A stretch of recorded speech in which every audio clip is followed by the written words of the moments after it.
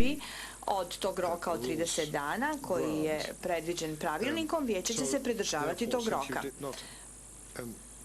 Prema tome, vi se nećete danas izjašnjavati o krivici, pa ovim zakazujem sljedeće dodatno pojavljivanje 4. jula 2011. u 10 sati ujutro u ovoj sudnici. Dakle, u sudnici 1.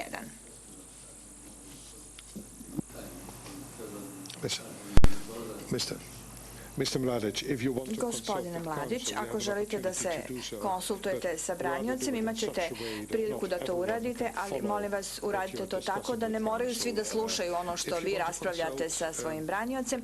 Ako želite da se konsultujete, vidim da gospodin Aleksić kaže da nema potrebe za dodatnim konsultacijama u ovom trenutku.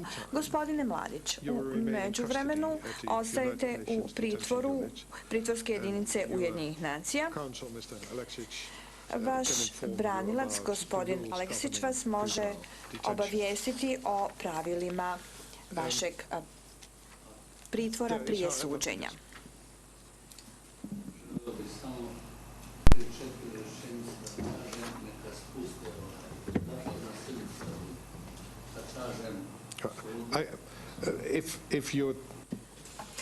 Ako želite da se obratite svom braniocu, uradite to tako da ne moraju svi to da slušaju, jer vi imate pravo da se konsultujete povjerljivo, a ako želite da se obratite nama, onda treba da uključite mikrofon, tako da što god da kažete, prevodioci mogu da prevedu.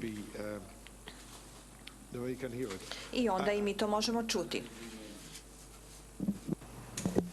Časti sude, da li možemo kratku pauzu da napravimo?